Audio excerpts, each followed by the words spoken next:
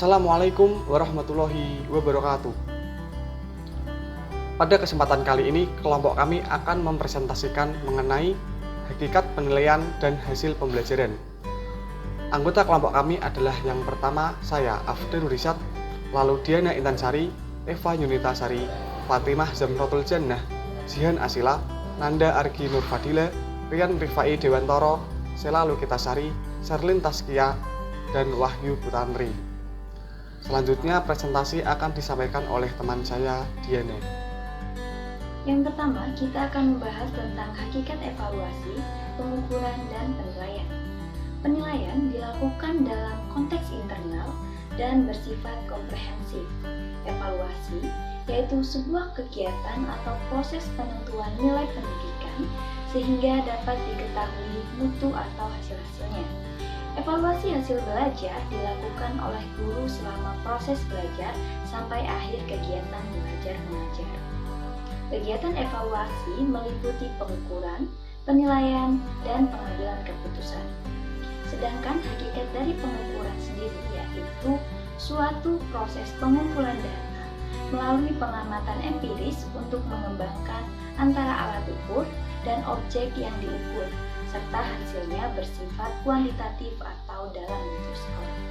Tujuannya yaitu memperoleh informasi yang objektif sehingga kebenaran hasil pengukuran dapat dipercaya. Yang selanjutnya kita akan membahas tentang lingkup penilaian dan juga tujuan penilaian. Lingkup penilaian ada 3 aspek, yaitu penilaian sikap, penilaian pengetahuan, dan juga penilaian keterampilan. Baik, selanjutnya adalah lingkup penilaian dan tujuan penilaian. Tujuan penilaian yang pertama adalah mengetahui kemajuan dan hasil belajar siswa, kedua menilai pencapaian kompetensi siswa, ketiga memperbaiki proses pembelajaran, keempat mendiagnosis kesulitan belajar, kelima sebagai bahan penyusunan laporan kemajuan belajar siswa, keenam memberikan umpan balik atau perbaikan atas proses belajar mengajar, ketujuh penentuan kenaikan kelas, dan kedelapan memotivasi belajar siswa dengan cara mengenal dan memahami diri dan merangsang untuk melakukan usaha perbaikan. Selanjutnya yaitu prinsip-prinsip penilaian. Yang pertama adalah shahih, artinya valid dari pendidik. Yang kedua adalah objektif, dengan data dan fakta yang sebenarnya. Yang ketiga adil, yaitu tidak pandang bulu. Yang keempat adalah terpadu, terikat dari kegiatan pembelajaran. Baik teman-teman, saya Fatimah Zamrotul Jannah akan melanjutkan presentasi mengenai prinsip-prinsip pembelajaran. Prinsip yang kelima adalah terbuka, yaitu prosedur penilaian, kriteria penilaian, dan dasar pengambilan keputusan dapat diketahui oleh pihak-pihak yang berkepentingan. Lalu yang keenam adalah menyeluruh dan berkesinambungan, yaitu penilaian mencakup semua aspek kompetensi dengan menggunakan berbagai teknik yang sesuai untuk mengetahui perkembangan kemampuan peserta didik. Oleh karena itu, penilaian bukan hanya untuk menilai prestasi peserta didik, tetapi juga mencakup semua aspek hasil belajar untuk tujuan pembinaan dan bimbingan. Yang ketujuh adalah sistematis, yaitu penilaian dilakukan secara berencana dan bertahap dengan mengikuti langkah-langkah yang baku. Karena itu, penilaian dirancang dan dilakukan sesuai dengan prosedur dan prinsip-prinsip yang telah ditetapkan. Rencana penilaian harus dilakukan bersamaan dengan penyusunan silabus serta RPP. Yang kedelapan adalah menggunakan acuan kriteria, yaitu penilaian didasarkan pada ukuran pencapaian kompetensi yang telah ditetapkan. Karena itu, instrumen penilaian disusun dengan merujuk SKL, KI, dan KD yang kemudian konsisten dengan kriteria pencapaian ketuntasan yang telah ditetapkan. Yang kesembilan atau terakhir adalah akuntabel, yaitu penilaian dapat dipertanggungjawabkan baik dari segi teknik, prosedur, maupun hasilnya. Itu tadi prinsip-prinsip penilaian. Untuk presentasi berikutnya akan dilanjutkan oleh rekan saya. Terima kasih. Baik, saya akan melanjutkan presentasi dari kelompok 3A, yakni mengenai bentuk penilaian hasil belajar dan kegunaannya. Yang pertama adalah penilaian autentik. Kegunaannya untuk mengukur keterampilan dalam berbagai konteks yang mencerminkan situasi di dunia nyata di mana keterampilan-keterampilan tersebut digunakan. Yang kedua adalah penilaian diri. Kegunaannya untuk mengevaluasi dirinya, mengemukakan kelebihan dan kelemahan dalam konteks pembelajaran. Yang ketiga adalah penilaian berbasis portofolio. Kegunaannya untuk mengetahui perkembangan atau kemajuan belajar peserta didik. Yang keempat adalah ulangan, yang berguna untuk mengukur pencapaian kompetensi peserta didik secara berkelanjutan dalam proses pembelajaran. Yang kelima adalah ulangan harian, yang berguna untuk mengukur pencapaian KD yang sudah dipelajari secara periodik.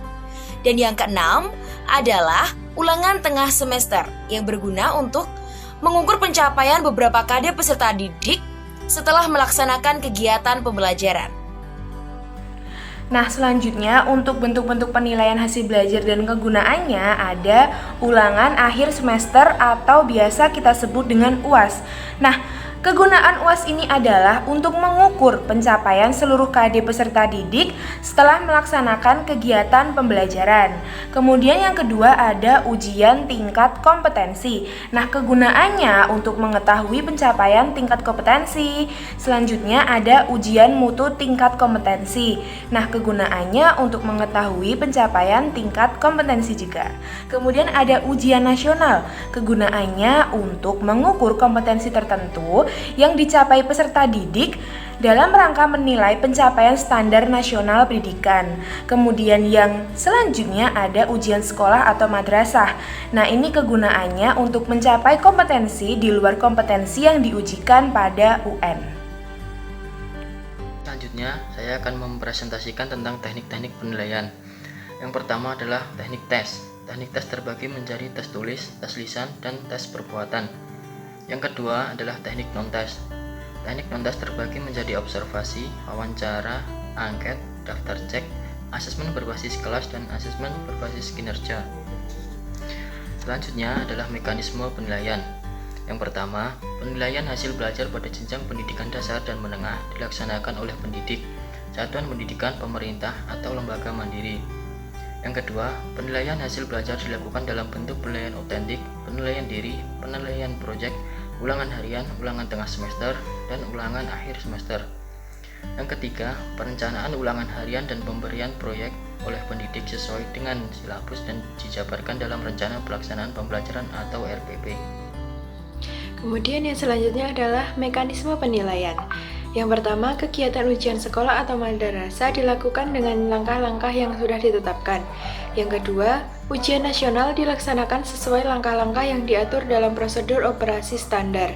Yang ketiga, hasil ulangan harian diinformasikan kepada peserta didik sebelum diadakan ulangan harian berikutnya. Peserta didik yang belum mencapai KKM harus mengikuti pembelajaran remedial. Kemudian yang keempat, hasil penilaian oleh pendidik dan satuan pendidikan dilaporkan dalam bentuk nilai dan deskripsi pencapaian kompetensi kepada orang tua dan pemerintah. Kemudian selanjutnya, prosedur penilaian.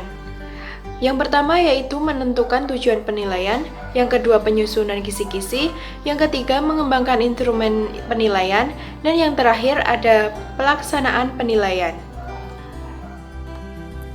Di sini saya akan melanjutkan presentasi dari yang sebelumnya, yaitu mengenai pengembangan instrumen penilaian. Kegunaannya untuk mencapai standar penilaian yang telah ditentukan oleh para pendidik. Lalu, apa sih itu pengembangan instrumen penilaian? Definisinya yaitu upaya untuk mengembangkan instrumen penilaian berdasarkan analisis kebutuhan menjadi produk baru dengan diuji keefektifannya terlebih dahulu sehingga dapat menghasilkan produk yang berfungsi dan bermanfaat bagi masyarakat. Kemudian ada langkah-langkah pelaksanaan penilaian, pemanfaatan hasil penilaian serta pelaporannya. Yang A yaitu langkah-langkah pelaksanaan penilaian. Adapun isinya adalah yang pertama, pengembangan KD ke dalam indikator pencapaian hasil belajar. Yang kedua, penetapan kriteria ketuntasan pada setiap indikator. Dan yang ketiga, penetapan teknik penilaian. Kemudian yang B, pemanfaatan hasil penilaian. Yang pertama, guru membentuk sikap positif dalam setiap kegiatan pembelajaran. Yang kedua, sebagai informasi kemajuan belajar untuk para orang tua. Yang ketiga, sarana perbaikan RPP. Dan yang terakhir, keempat, sebagai evaluasi untuk pihak sekolah. Saya, Wahyu Putantri NIM K1219085 akan melanjutkan presentasi dari rekan saya yang selanjutnya yaitu pelaporan hasil penilaian. Pelaporan hasil penilaian dibagi menjadi 3. Yang pertama untuk orang tua dan siswa yang berupa buku rapor. Yang kedua untuk sekolah yang berupa buku rapor dan buku kepribadian siswa. Dan yang ketiga kepada masyarakat berupa jumlah kelulusan. Sekian presentasi dari kami. Apabila ada yang ingin ditanyakan bisa disampaikan. Terima kasih atas perhatiannya, kurang lebihnya kami mohon maaf. Wassalamualaikum warahmatullahi wabarakatuh.